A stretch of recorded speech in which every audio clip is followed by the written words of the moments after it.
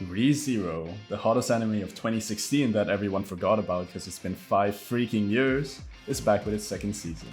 And part 2 of its second season.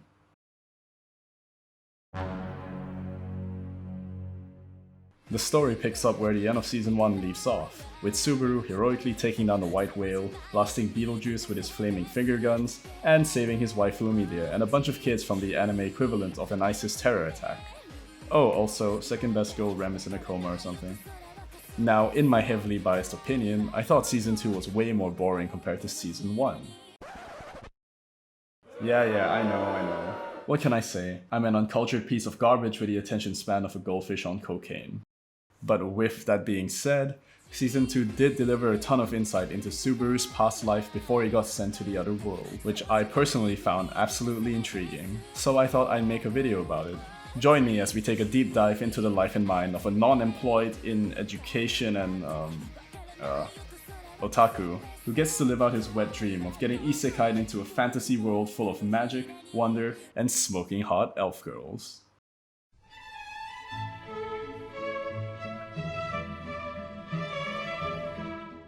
In ReZero Season 1, we first meet a very indifferent Subaru going about his very ordinary day-to-day life.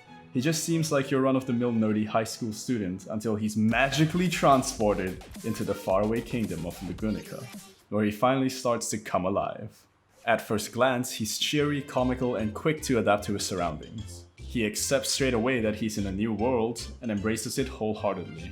That being said, he doesn't quite fit the mold of your stereotypical power fantasy anime protagonist. What do I mean by this? Well, first of all, he doesn't have any powers. And second of all, he doesn't really exemplify traits befitting of a quote-unquote hero. He's kind, but selectively kind. He'd rather spend the day with Emilia than helping a lost little girl, but is totally down to do a magic trick or two to stop the same girl from crying just to impress Emilia. He also doesn't go out of his way to help people in need like most other anime protagonists would, but is fiercely loyal to the people close to him. And though he's pretty honest for the most part, we do get the feeling that Subaru is also willing to do some pretty underhanded shit to get ahead. Like when he tries to sell off his mobile phone that was gonna die in a few days anyway, for the Lugunican equivalent of billions and billions of dollars. Essentially, he's just like us. And just like us, imperfect beings, there's a lot of poo-poo lurking just beneath the surface. Subaru is really entitled. We're given the first hint of this when he rants about not having protagonist status after getting his ass handed to him by everyone he meets in the first episode. This entitlement is a recurring theme for a lot of the first season. We then find out that he probably didn't have many friends in his previous life, judging from the size of his contact list on his phone, which only had a grand total of 4 names in it.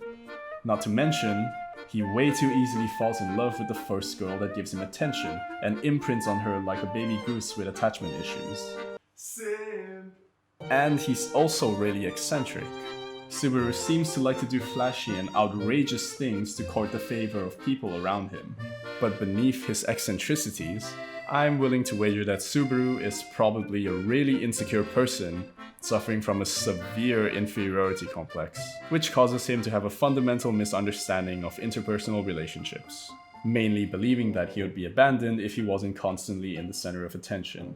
He also has a raging savior complex, or white knight syndrome, for just about every girl in the series. And who's that? Oh, it's Mr. MVP! Simp! So, why is Subaru this dense cluster bomb of subclinical psychopathology? To answer, we'll have to visit Subaru's past. During Echidna's trial in Season 2, we get a glimpse into Subaru's unfortunate past he was all too happy to get away from. He was born bound by the shackles of great expectations, as the only child to his widely popular and overachieving dad, Kenichi.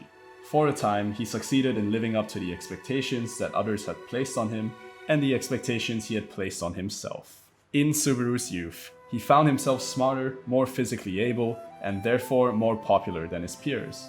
All was well. During this time, he would receive plenty of praise telling him that his exemplary achievements were expected of him, being Kenichi's son and all, which made him feel rather special. But When Subaru entered middle school, he hit the figurative wall and was made to come face to face with his own limitations. His peers started to become harder, better, faster, and stronger, eventually beating him out in terms of academic and extracurricular achievements. But instead of striving to become harder, better, faster, and stronger himself, he resorted to pulling cheap tricks and wacky stunts to keep the now wandering attention of the crowd fixated on him for just a little longer. And as we'll come to see, this wasn't a particularly good strategy.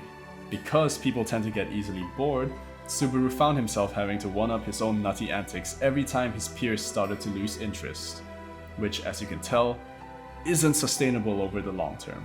Despite this, he continued to play the dancing monkey, pushing more and more eccentric behavior until one day he looks back and realizes that all of his friends have grown tired of him, essentially forcing him to come to terms with the idea that no one really cares about him or any of his dumb shenanigans anymore.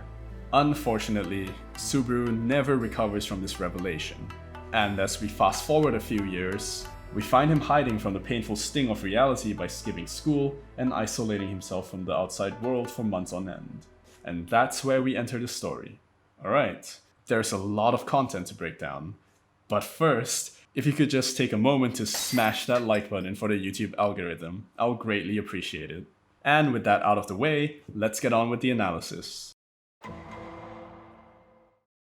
So, there are three main themes that I want to focus on from Subaru's past that I believe made him the way he is. Let's start with Subaru's entitled upbringing. Blink and you might miss it, but Subaru's entitled as fuck. He's this way because he was born with a bunch of natural talent, making him smarter and more athletic than most of his friends. And he was raised as the son of the neighborhood's answer to Elvis Presley. As a result, he got a lot of praise as a kid for his accomplishments, which further fueled his ego and sense of entitlement. Remember that scene in episode 1 after Subaru got isekai'd and proceeded to get his ass handed to him by everyone around him? He lashes out at the universe when he finds out that he wasn't in fact automatically given protagonist status and OP super magic powers and a starter kit upon arrival to his new home. He even goes so far as to proclaim that the universe he was summoned to was set up in his favor simply because he was brought into it, possibly implying that he believes the world was built just for him. Subaru's sense of entitlement is seen at its ugliest when he tries to white knight Emilia after getting the crap kicked out of him by, well, actual white knights. In this exceptionally tailored scene, Subaru gets into a verbal slugfest with Emilia, and when he loses, unloads an atomic bomb of cringe onto her, citing that everything he's ever done, all of his hard work, was all for Emilia's sake, and because of this, she owes him a greater debt than she could ever hope to repay, essentially suggesting that he should own Emilia by this point. Unfortunately for him, Emilia has none of it and just pieces out.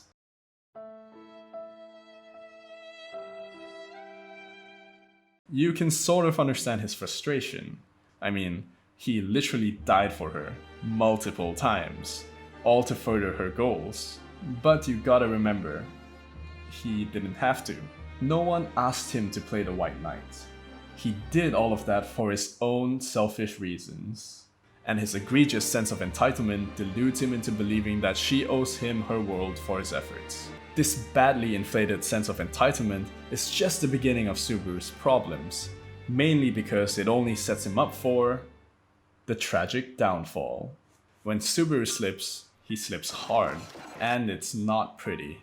His sense of entitlement gave him a superiority complex, which quickly turned into an inferiority complex the moment his peers started outdoing him at the things he prided himself on being good at. Desperate to cling to what he had, he resorted to over-the-top theatrics and eccentric behavior in hopes to prolong his stay at the center of attention, which in turn gave him the validation he craved. This sentiment is also echoed throughout the first season, most prominently during the mansion arc, where Subaru was trying to get a job as a butler. Here, he tries really hard to be useful, but despite his best efforts, he still kinda sucks. As a result, we see him fall back on the same coping strategy he used when he was a kid. Do big over-the-top things and hope people are entertained and keep you around. But as we already know, this doesn't work. People will lose interest. His entire childhood was based on the belief that he was this wonder kid that kicks ass and farts rainbows, just like his old man.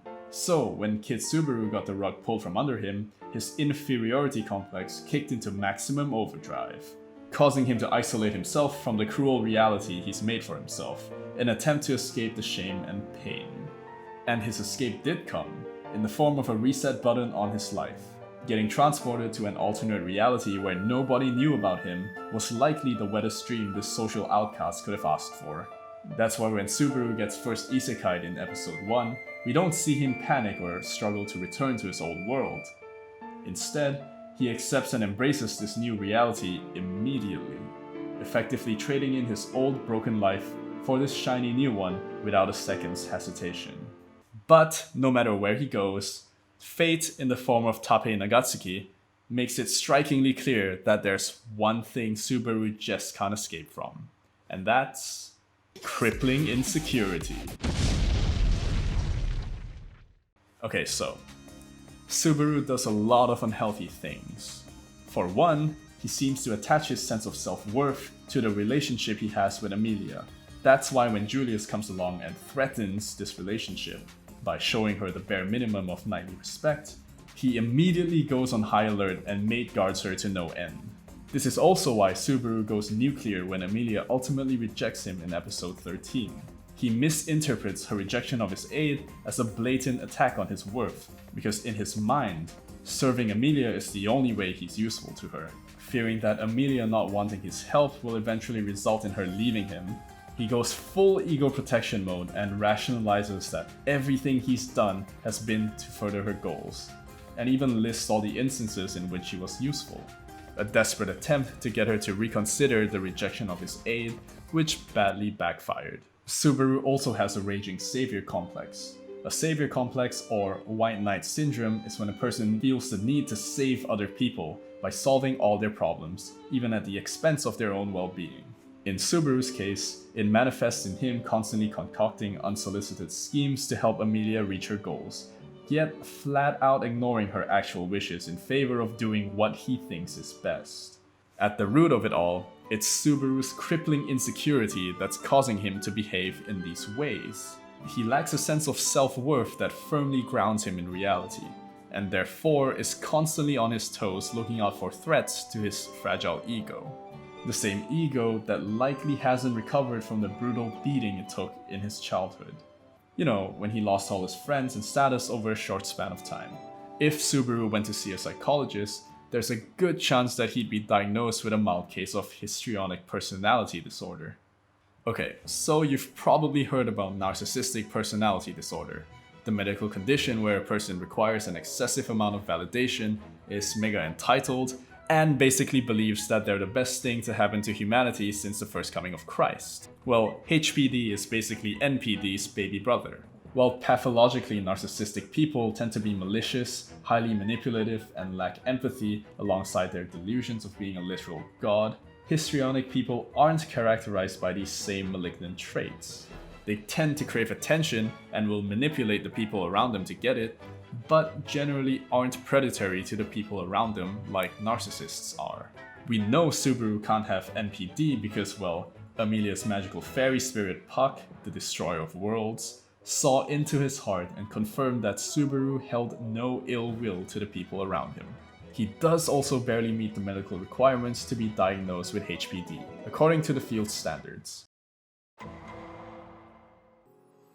In conclusion, ReZero follows the journey of a maladjusted otaku high school dropout and his transformation from a complete loser into an anime protagonist.